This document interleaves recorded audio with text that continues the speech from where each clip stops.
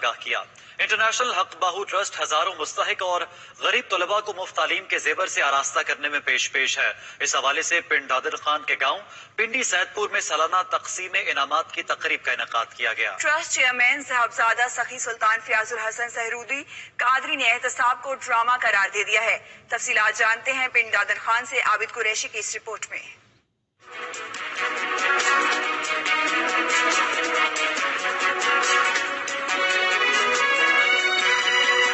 پنڈ دادن خان کے گاؤں پنڈی سید پور میں انٹرنیشنل حق باہو ٹرسٹ کے زیر اہتمام سالانہ تقسیم انعامات کی تقریب کا انعقاد۔ اس موقع پر بچوں نے خوبصورت ٹیبلوں کے ذریعے مسئلہ کشمیر کی اہمیت کو اجاگر کیا۔